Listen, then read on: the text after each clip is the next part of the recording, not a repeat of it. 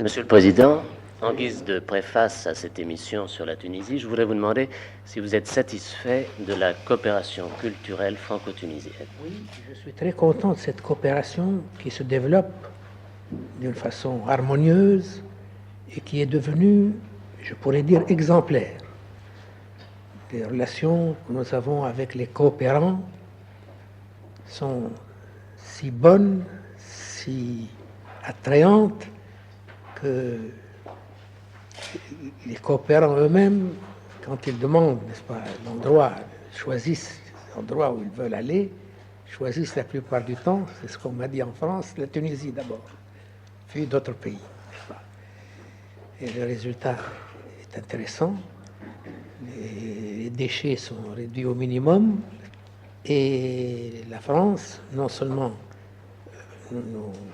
nous envoie ses professeurs, ses enseignants, mais elle participe au paiement de leur salaire, ce qui nous diminue, n'est-ce pas, le poids de la coopération énormément pour le budget tunisien. Je crois, Monsieur le Président, que vous aimez particulièrement certains poètes français. Puis-je vous demander lesquels? Oui, j'ai beaucoup aimé, j'aime beaucoup Victor Hugo, par exemple, dont j'ai appris et dont je connais encore beaucoup de pièces. Alfred de Vigny, La mort du loup, que je peux réciter du commencement jusqu'à la fin, et qui a eu une grande influence, n'est-ce pas, sur ma formation. Cette façon d'accepter la mort sans parler, c'était très beau. Et dans ma vie politique, dans la période de lutte, où j'ai connu les cellules, les prisons, je me rappelais souvent de la dernière partie du Loup, La mort du loup. J'aime Alfred de Musset, j'aime un grand styliste, Bergson. Il est magnifique, c'est un philosophe que j'admirais beaucoup quand j'étais en classe de philosophie. J'étais un bergsonien à ce moment-là. Enfin, évidemment, si on remonte plus haut, j'aime Molière, Corneille, Racine, tous ces grandes figures de la littérature française ont beaucoup contribué à ma formation.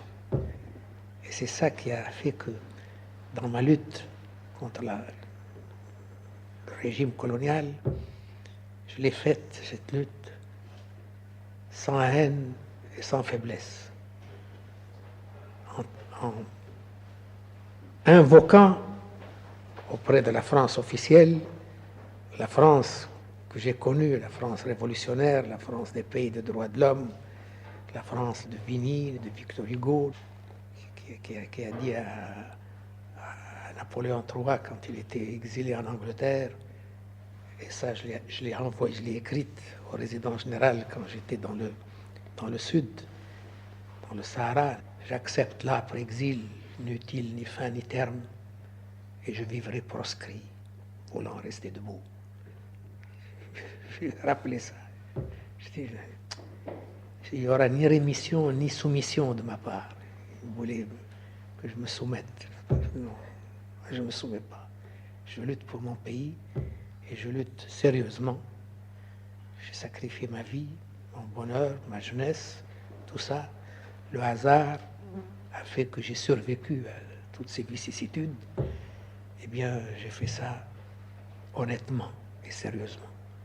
Et c'est ce qui fait qu'après la lutte, une fois que la lutte est terminée, nous avons si facilement reprendre des relations amicales, exemplaires, de pays à pays. Nous avons l'aide de la France à l'heure actuelle, c'est l'aide la plus importante que nous recevons. Le Tunisien est estimé quand il passe n'importe où en France et même dans d'autres pays, parce que dans ma lutte, j'ai été loyal. Je n'ai jamais fait méchanceté, d'essayer de ruser, accepter d'être acheté, d'être corrompu. J'ai fait les choses loyalement et la France a fini par le reconnaître et par avoir beaucoup d'estime pour moi. Ça, c'est pour moi une grande chose très importante, d'avoir l'estime du pays avec lesquels on a eu tant de difficultés avant de devenir indépendant. Elle participe à l'heure actuelle, dans une très grande mesure, justement à cette bataille qui nous permettra de sortir du sous-développement. C'est grâce à elle, dans une très grande mesure, c'est sa part à elle la plus importante qui contribue à nous aider dans cet effort que je viens de citer tout à l'heure pour améliorer le sort du Tunisien et élever son niveau de vie. Monsieur le Président, je vous remercie.